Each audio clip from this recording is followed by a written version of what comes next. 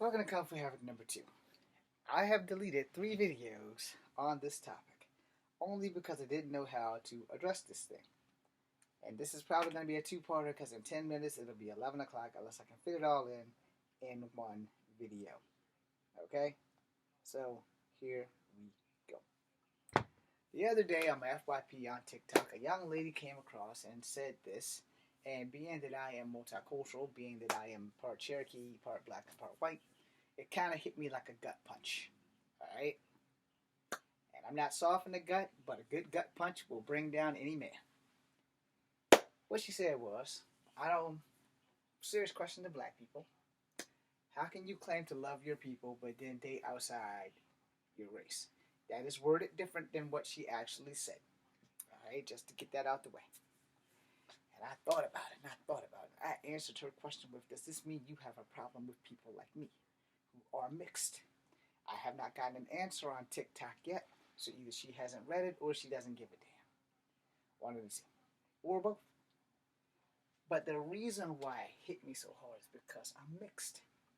And on the behalf of everyone on the planet, first and foremost, one, you are randomly given 2 things from birth. Alright? Your gender and your ethnicity. You don't talk to the great creator and say, hey, creator, when I go to Earth, I want to be a beautiful black woman, or a beautiful Asian woman, or a beautiful white woman. Hey, creator, when I go to Earth, I want to be a handsome-ass black man, or a handsome-ass white man, or a handsome-ass Asian man. You don't get that option. Your parents provide you with a soul. The same way, that was a misstep. Your parents provide you with a body. The creator provides you with a soul. The creator also selects who your parent's going to be. You don't get that choice. You don't get to choose on whether you're going to be a boy or a girl until you get old enough to understand what you assume that you are. But by gender identification, you were born male or female. No offense to anybody in the Alphabet Squad. Let me clear that right now. All right, I have nothing against the Alphabet Squad. I'm not so much transphobic as I would prefer just not to date them.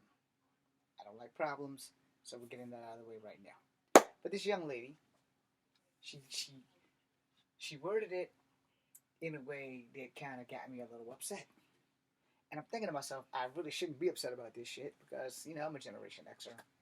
And she's one of you millennium people or whatever. She's a pretty young lady.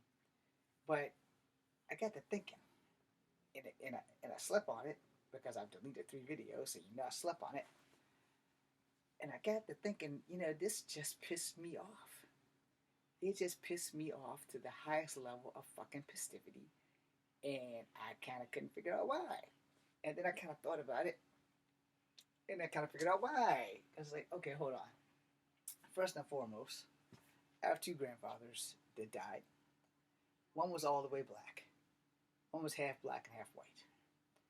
I have one grandmother who's still alive, who's either all Cherokee or half Cherokee. Not really sure. I have 2 grandmothers on my father's side that have passed. One for sure was fully Cherokee. The other one, now I'm not so sure. And the reason why I said that is because I found out by Google that Cherokees interbreeded with other races like whites and blacks as political bargaining chips.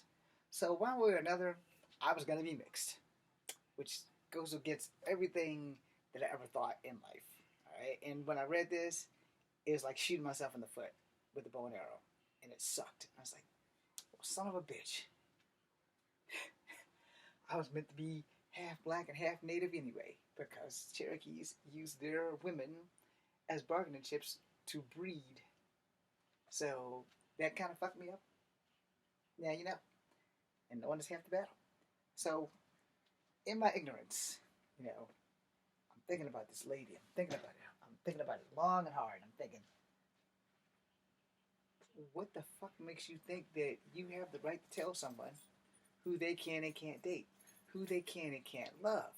And I got mad because I have had issues like this in my family. Certain members of my family talking about something. You should not be trying to date Asian women or white women. You should just stick to black women. But what they failed to understand is when I was messing with black girls in my youth, from grade school to high school, all the black girls rejected me, and I wasn't going to wait for the right black girl to just magically pop out of the balls of Jesus to date me. When white girls like me and Asian girls like me. So you go with the girls that like you versus the girls that you don't have a fighting chance against. Right? Or a snowball's chance in hell, which is still a chance, but you go with the people that you are attracted to first. Because my nephew and I had this conversation. It's totally irrelevant from this, but before you get to know someone and fall in love with them for who they are, you are generally attracted to them by eyesight first. Alright? And then you fall in love with them, unless you're like me, who's a strong romantic and believe in love at first sight. And yes, I have a crush on Zeta Zhang, and I am madly in love with her, even though I don't know her and she doesn't know that I exist. But anyway, hey, there's always hope. Anyway, moving on, because that was totally irrelevant, and I just love Zeta Zhang.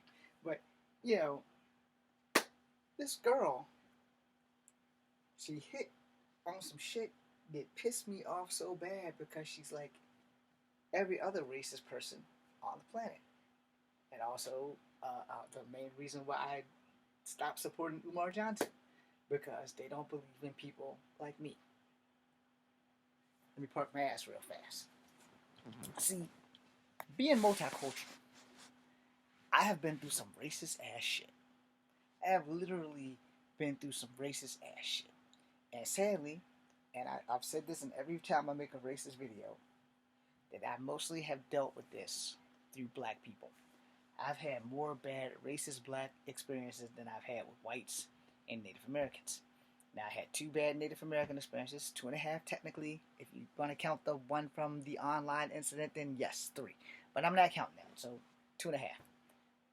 I've had maybe 5 white incidences, and not from anybody in my family that's white, who I love, who I also mentioned in the other video that I deleted, so we're going to call them out.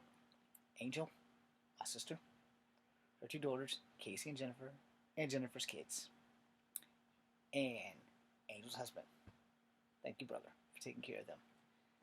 Now that I got that out the way, mixed kids, we don't have a support system, and fitting in is always going to be an issue, no matter what your gender is. I will say it's easier for girls to fit in when they're mixed than guys. Sorry, my shirt looked like it was on backwards for a reason, for a second or whatever.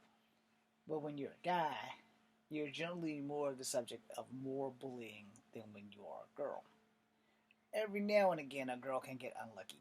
I've had a couple of mixed friends that were female that got unlucky, but that was because they were mixed with black. A couple of mixed females I know that was Asian and white didn't have too many issues, because they're mixed with white, so most people kind of cut them some slack. But I'm pretty sure that if they go to whatever Asian country their parents come from, it's going to be a different ball game. But that's just how the world works. And this young lady, I don't have no ill will towards her. Her ideology maybe, but not towards her personally, because I don't know her. But to sit here and say, how can you claim to love black people but won't date black people? I got a simple answer for that. Sometimes you just can't. Because sometimes some black people don't want to date black people. You also have the laws of attraction. You also have the fact that maybe, like me, they've had a couple of bad experiences, and having a gun pointed at your face at 14 by a 23-year-old was a mad enough reason for me to never date another black chick. And no, I know not all black chicks are like that, but I'm also, unapologetically, I'm not really attracted to black girls. You could be the most beautiful black girl in the world, I'm still not going to be attracted to you. I might be sexually attracted to you, but I mean, that's not what I want women for. I don't want to just use them for sex. I mean, a lot of people get away with that, and 9 times out of 10, those are the men that women pick. The men who don't really want you for anything but sex. That's generally the women pick those guys. They don't pick the lifetime guys like me that I'm here for life, baby. I'm the guy. I'll be with you through thick and thin and everything under the sun. But you got to give me a chance. But nope, I'm too short. I'm not thick enough. can't get my weight up. You know, the qualities that you feel will keep you safe. First off, have you like not watched my videos? I actually do know kung fu, so you're safe. You know, as long as you like don't open up your mouth and get yourself in trouble, you're safe. But if you get in trouble and it happens to be a man and I happen to be there, then I'm gonna try my best to beat his ass. I might lose, might win. You never know. Fights are not guaranteed in stone. I have to make a second part of this because I have to now go take these dogs out. But the point being made is that no one gets a choice in who they choose to love or who they fall in love with, rather, because if you come from a product of interracial dating, it is scientifically impossible for you to not fall into the interracial dating trap. I figured that out when I found out that Cherokee people, my ancestors, dated outside of their race as bargaining chips politically. I didn't know that until a couple of weeks ago, and that fucked me up. So I will make a second part of this. Thanks for watching. We'll go into detail about some stuff.